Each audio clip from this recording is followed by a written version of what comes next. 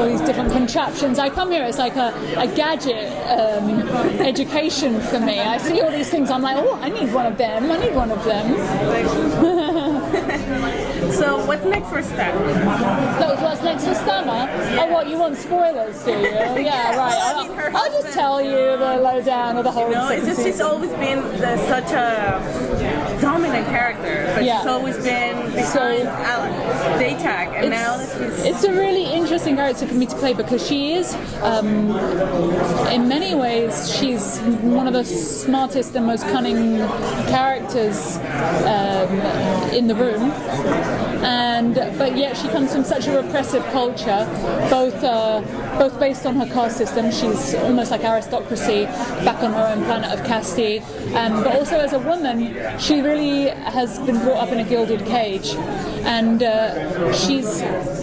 everyone wears masks in their lives. We wear masks when we're at work, and we wear masks when we're socializing, but usually you have a home life and a family life, and you have people that you have intimate relationships with that you're able to lose your mask with, and she has her mask on the whole time, even with Daytag. And it was interesting for me in the first season when you see her lose those moments where she loses controls a little bit and the mask slips, and hopefully there's going to be more of that in the second season, and you might get a clearer idea of who she is at her essence, because I think that when you live in a society that's so repressive, you don't even know yourself who you are. So she's going to be in a process of self-discovery and emancipation, I think. There's a confidence that she was able to manipulate her husband. Does she feel going into season 2 she'll have the same success with her son? Oh, definitely. I mean, Alex a pushover, isn't he? I mean, he's putty in her hands, and maybe his journey will be asserting his sense of self, if he has one, the poor thing. Can you imagine having parents like Daytag and Stammer to deal with? It's surprising he's as adjusted as he is, really. But I think that she very much, I don't think she feels any fear that she can't contain or control Daytag or Alak. And maybe now we've established that, we can turn it on its head, and maybe she'll run into a few problems along the way. Do you think that maybe she has She has in a little GIMP box or something. I think that she did what she had to do. People are really upset by it because they're like, oh, didn't she love her? Didn't she love her? And it's like, just because Stammer killed her doesn't mean that she didn't have intense feelings for her and didn't really enjoy their time together. The wonderful thing about Stammer is she's often telling the truth while she's lying. As she tells Kenya that it's been a meaningful situation for her, she's really kind of biding her time until the poison kicks in and she dies. But it doesn't mean that she doesn't mean truly that it's been meaningful for her, and that she's a very complex woman in that way. It was a new experience for her, and it was a very important experience for her.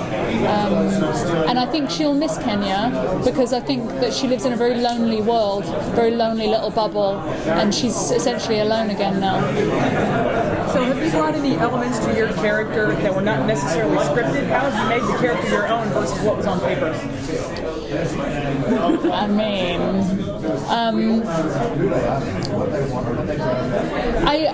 I really wanted to make her alien, and some of the other species, Indigen Sensox, Liberata, they're so different looking that they can almost afford to be more human. Whereas I really wanted to focus on Stammer's movement, and I wanted to, I didn't want her necessarily to move like a woman.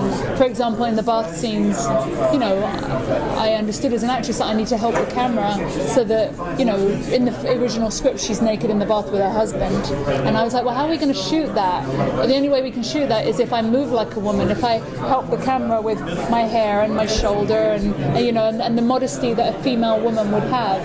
But why would an alien species have the same hang-ups that we have? You don't see gazelles and lions walking around shamefully hiding their bodies. Wouldn't it be more interesting if she moves in a different way and has different hang-ups, different elements of being self-conscious? For her, she's incredibly self-conscious when Kenya laughs at her. That's hugely insulting and upsetting to her honor. But she's not upset at her teenage son walking into the bathroom when she's practically naked, and she in fact gets up and hugs him and gives him a kiss. And so I wanted to make sure that we made enough choices whereby it's weird. That is weird and uncomfortable for the audience, and you're not in Kansas anymore. I was definitely. I think we got there, Yeah. I remember you were worried about that scene that you tweeted that you were worried you were going to get fined. Yeah, exactly. Coming out of I think that it was something that initially, I don't know, maybe people thought it was too much and they wanted to cut it out, and then kind of it got slipped back in and nothing, and now I think, they aren't human beings, get over it. I don't think people are going to forget anything. So I gotta ask, Warehouse 13, are you coming back for the last season? I can't tell you that, can I? It'd be a complete spoiler. I mean, if I was coming back and I said I was, I'd probably get fired. But would you like to come back? I think it would be a travesty if Helena didn't pop up in the last season. I can't believe it's the last season. I'm really hoping there's been a terrible mistake, and maybe there'll be a rejig and a rethink on that one, because I think it's an amazing show, and I was, on a personal level, I just love working with those actors as well. They became great friends of mine, and I had a wonderful time on that job. Now, with Kenya missing or presumably dead and JTAC out of the picture, at least at the beginning, is your character going to move on to a new club for a while? Well, that's what I asked, actually. I think that she will kind of feel her freedom in other ways, actually. I think that there's a whole exciting new world to embrace now. Things have been turned truly upon their heads, and maybe Daytak isn't around to be the head of the household. Maybe she may try to assume that position, but Alak's not going to like that. So the only way that she's going to be able to do that is through working him, really, manipulating her own son. So, it's pretty dastardly, but it is, needs must. Well, now we know what she's capable of. Yeah, exactly. But I think she's going to miss Kenya. Cool. So, how much social interaction do you have with fans? Because the show is so heavily integrated with gaming. Yeah.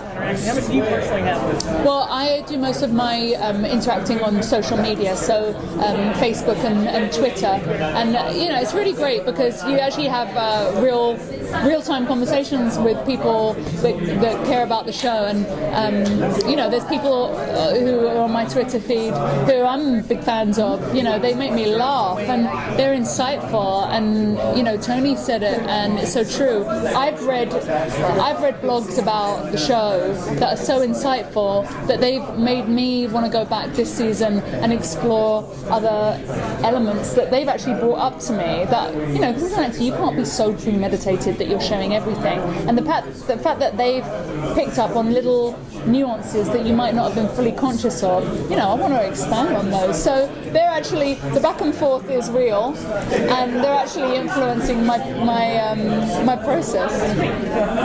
Thank you. Thank you.